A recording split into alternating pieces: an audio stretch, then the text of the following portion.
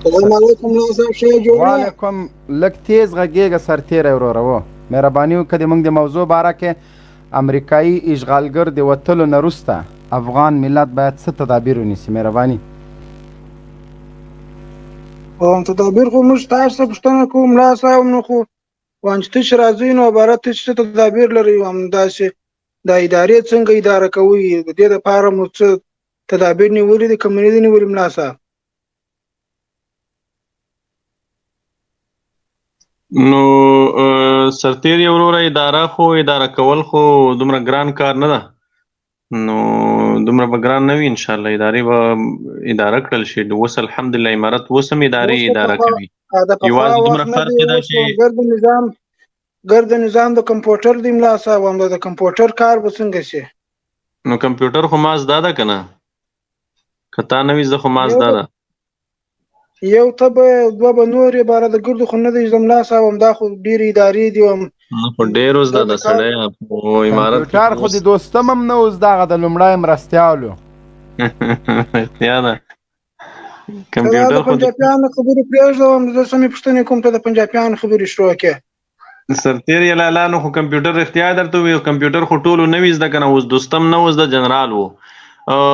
اشرف غني خو کمپیوټر نه ده زده، خو ډاکټر ده، نو خو کمپیوټر سره د څه کار ده؟ همداسې ډاکټر عبدالله کمپیوټر چېرته زده ده، خو ډاکټر ده، نو کمپیوټر سره څه کار ده؟ ملا صاحب هم نن مې داسې دماغ سم کار نه کوي. دوې نورې پوښتنې لرم، واره به بیا بل چا ته وخت ورکوي. پوښتنه مې دا کوله چې ګاډي واډي روانه وایې یا ګډي وډي نه ملا صاحب، اوس مې روژه ده، په دې روژه کې ولې ګډي وډي وایم؟ اوس مې روژه ده، روژه مې په خوله ده ملا صاحب. ماشاءالله روژه ښه. سرتیری د شپې له خوا روژه نیسئ؟ نو څه فرق دی؟ خو هم ګرده روژه ده.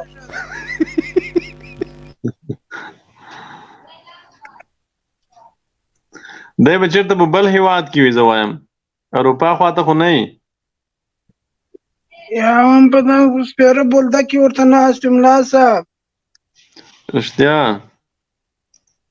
ملا صاحب پوښتنه مې دا کوله، دا اوربند ولې نه کوئ؟ دا زموږ دوستانو درته وویل او ګلې دنیا زارۍ درته وکړې، په دې کې اوس ته حکمت وینئ ملا صاحب؟ دا اوربند نه کوئ په دا روژه کې. تاسو دا بندیان ولې نه خوشي کوئ؟ پنجاب خو پنجابیان دي ملا صاحب، پنجابی څنګه علاقه م؟ ستا غیرت یې مني چې زه پنجابی علاقه م؟ نو مونږ هم د امریکایانو سره وربند نه کوو. بیا خو ځانونه ټینګ کړئ. نو ټینګ مو دي، دغه یو لګیا یو. ښه ملا صاحب، یوه پوښتنه مې بله درڅه کوله. ما ویل په دا روژه کې په دا سګرېټي مګرېټي باندې روژه ماتېږي که نه ماتېږي؟ یاره نو څه ووایم، نو سګرېټي نو خو روژه کې مه وهه، نو خیر ده، روژه کې دومره لږه ګزاره وکوه.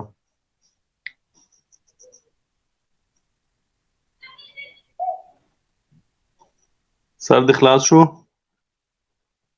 ښه دا سړی خو لاړو. افغان پښتون وروره تاسې مایک خلاص کړئ. السلام علیکم کاري صاحب، یو ځل بیا. وعلیکم السلام. مبین صاحب په رښتیا چې ډېر بیدار ده، بس زر زر د معاملې بیرته سره سور کړي بس. او تکړه تا ته هم خوب درغی تقریبا ماته ولا نن د اول د ماښام نه د تراویحو نه وروسته خوب راتلو، برابر نه وم. نو حاصل مې دا وه چې ویده شم. نور نه ده څه هغسې نه کېږي، خو باید سړی استراحت وکړي. دا اوس یوه پوښتنه پیدا کېږي. دا یو مرور وویلې چې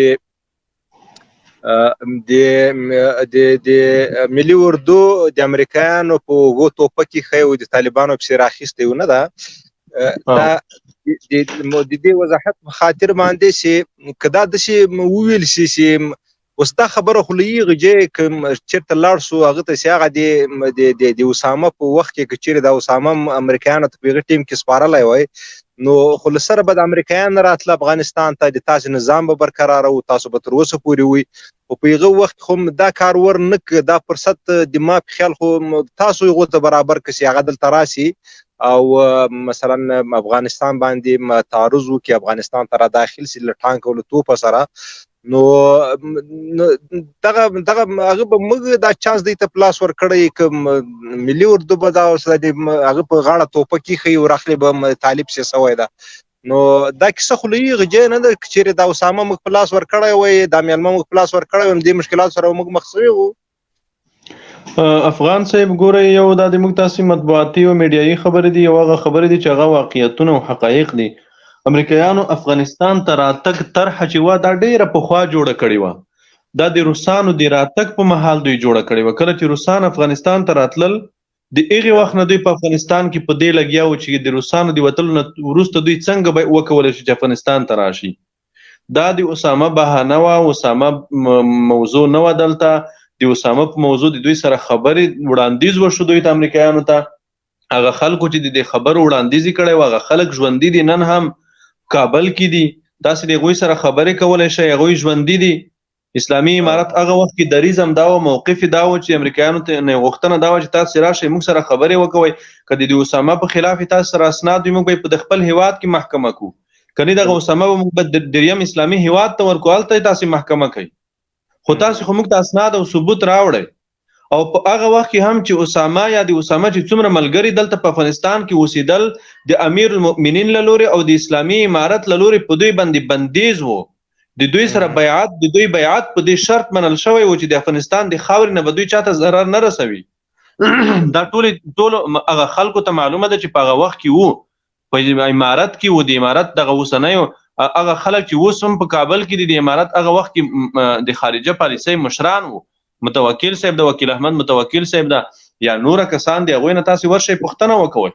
د امارت له لورې دا په دوی باندې بندیز و، د دوی دپاره اساسي شرط و چې په نورو هیوادونو کې به دوی لاسوهنه نه کوي. امیر المؤمنین دا شرط په دوی لګولی و. حتی په اسامه باندې دا شرط هم و چې د بهرنیو رسنیو سره به دی مرکه هم نه کوي. دا هم په ده شرط و. دغه شرطونه په هغه وخت کې په دوی لګېدلي وو. نن هم همدا شرطونه د امریکایانو سره منل شوي دي. امریکایانو د موږ سره د موږ په چارو کې به دوی لاسوهنه نه کوي، موږ به د دوی په چارو کې لاسوهنه نه کوو. د موږ د خاورې نه به دوی ته ګواښ نه پېښېږي، دوی به زموږ خاورې ته ګواښ نه پېښوي. دغه تړون په متقابلو حقوقو ولاړ دی. څه چې دوی د موږ نه غواړي هغه به دوی هم موږ ته راکوي، څه چې دوی موږ ته راکوي هغه به دوی د موږ نه هم غواړي. طبیعي خبره ده. او پاتې شو د اسامه خبره. ګورئ دا د اسامه موضوع چې دا اسامه اول خو په هغه بریدونه چې و هغې تر نن ورځې پورې هم دوی اسناد او ثبوت پیش نه کړلو. نه دنیا ته ثبوت پیش کړو، نه اسلامي امارت ته ثبوت پیش کړو چې دا بریدونه واقعا اسامه یا د هغې ملګرو کړي وو. تر اوسه پورې هم دوی ثبوت پیش نه کړو. د اسلامي امارت په هغه وخت کې هم د دوی نه غوښتنه دا وه چې تاسې موږ ته ثبوت راوړئ، اسناد راوړئ چې دا کار رښتیا دوی کړی وي. موږ به په دې هیواد کې دوی محکمه کړو یا به بل دریم اسلامي هیواد ته ورکړو. هغه وخت کې هم د اسلامي امارت غوښتنه دا وه. او که چېرته ګورئ هغه وخت کې ما ته خو یادېږي، هغه وخت راته یادېږي د هغه وخت کې دا تلویزیونونه نه وو، صرف بي بي سي او د امریکا غږ راډیو وه، ازادي راډیو هم نه وه. هغه وخت کې د هغه بوش خبرې اوس هم ما ته یادېږي. بوش ویل چې موږ یوازینۍ لار طالبانو ته چې په مخ کې پرته ده هغه دا ده چې دوی خپل ځانونه تسلیم کړي، بس یا به وژل کېږي یا به تسلیمیږي، بله لار نه لري. هغه وخت کې امریکایان دې ته تیار نه وو چې د موږ سره خبرې وکوي یا د موږ د خبرو وړاندیز ومني. امریکایان ډېر په څلورم اسمان کې ګرځېدله، په بله دنیا کې ګرځېدله، هغه ډېر په لوړ غرور کې وو. دغه خبره کول چې د امریکایان د دې وجې نه راغلله چې دلته اسامه و اسامه دوی ور نه کړو، دا مطبوعاتي میډیایي پروپاګند دی، دا واقعیت نه لري. دوی ترلاسه څه کړه؟ دوی چې اوس دوی دا پروګرام جوړو افغانستان ته د راتګ د دوی مرام څه شی و، دوی څه شی غوښتل و بیا یې اوس ترلاسه چې نه کړه. دوی مثلا آیا د افغانانو د افغان ملت مقاومت دی دې ته مجبور کړي چې اوس یې وباسي؟ که دوی چې څه غوښتل هغه یې ترلاسه کړه اوس بیرته ځي؟ افغان صاحب په افغانستان کې د دوی دوه قسمه ګټې دي. یو په افغانستان کې معنوي ګټې دي، مذهبي دینی ګټې دي. یو په افغانستان کې مادي ګټې دي. خو په اوسنۍ لویدیځه نړۍ چې ده هغوی د مادي ګټو ته ډېر اولویت ورکوي او په څنګ کې مذهبي او معنوي ګټې هم تعقیبوي. افغانستان چې دا یوه سنتي ټولنه ده، له تاریخ څخه دا یوه سنتي او مذهبي ټولنه پاتې شوې ده. افغانان کلک مسلمانان دي، د نړۍ په مخ یوازینی هیواد افغانان دي چې خپلو معتقداتو ته وفادار پاتې شوي دي او کلک مسلمانان دي. د نړۍ په مخ یوازینی دا هیواد ده. دغه لویدیځوالو د ډیر وخت نه پلان دا و چې د نړۍ په مخ دغه افغانان هم باید د خپل افغاني روایاتو د اسلامي روایاتو څخه واړول شي. دوی باید د سیکولریزم طرف ته سوق کړل شي. دوی باید د دین نه واړول شي.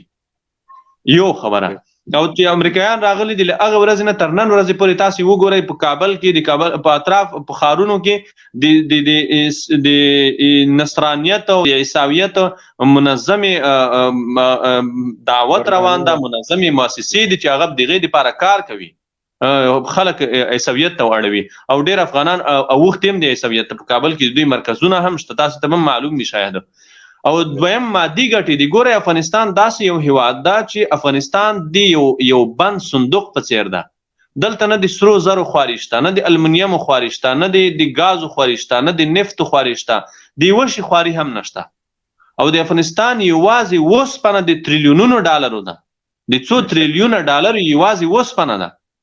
نو امریکایان خو د وږو سپیو په څیر دي، د وږو لیوانو په څیر دي. امریکایانو یا د امپراتوریو هر وخت تاسې تاریخ وګورئ، د دوی رزق په پردیو کې ده، د پردیو ملتونو په وژلو کې دوی خپل رزق لټولی ده. دا دوی چې هلته بنګلې جوړې کړي، د عیش و عشرت یې جوړ کړی ده، دا د نورو هیوادونو په نفت و ګازو، د نورو هیوادونو په معدنیاتو یې جوړ کړی ده، د نورو هیوادونو په زیرمو یې جوړ کړی ده. نو دویمه اساسي ګټه هدف د دوی دا و چې د افغانستان په دې هیواد دوی خېټه واچوي، د دې هیواد هغه د ځمکې لاندې چې کومې زیرمې دي هغه راوباسي، هغه استخراج کړي او هغه د ځان سره ویسي. دا ټرمپ چې اوس کامیاب شو، ټرمپ ته اشرف غني لالچ ورکړی و چې دلته زیرمې دي او دا پلان دي. ټرمپ هدف دا ټرمپ دا جګړه تیز هم په دې خاطر کړه چې په افغانستان کې د افغانستان د قانونو د افغانستان د زیرم تمه یې درلوده. نو یو دویم اساسي هدف دا ده. دریم اساسي هدف دا ده چې امریکا چې دا یو اشغالګر هیواد ده. د تاریخ په اوږدو کې دوی دا تاریخ تاسې وګورئ، د دوی پالیسي دا ده چې په نورو باندې یرغل کول، په نورو بریدونه کول، نوره نړۍ د واک او سلطې لاندې ساتل. دا د امریکا پالیسي ده د تاریخ نه. نو د افغانستان دا د نړۍ د بام حیثیت لري، په خصوصي ډول د اسیا د بام حیثیت لري.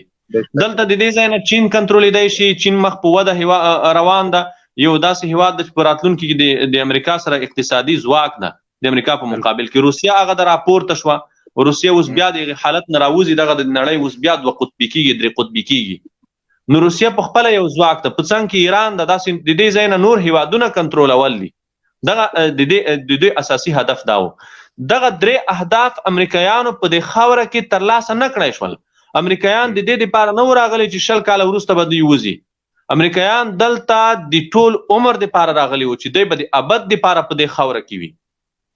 او تاسو د امریکایانو تاریخ هم وګورئ چې امریکایان یا په عموم کې څومره اشغالګرې امپراتورۍ چې دي، که یو هیواد ته دوی ننوتلي دي، د هغه هیواد نه دوی بیا په خوښه نه دي وتلي، په زور وتلي دي. دوی په جاپان کې پراته دي، په جرمني کې پراته دي، په جنوبي کوریا کې پراته دي، په نورو هیوادونو کې، په سعودي کې پراته دي، په کویت کې پراته دي، په قطر کې پراته دي، په اماراتو کې. په دې هیوادونو کې دوی پراته دي او هلته د هغې هیوادونو زیرمې او نفت دي ځان سره یې وړي. دا پوښتنه د دوی نه څوک نشي کولی چې ته څومره وړې څومره ماته پرېږدې.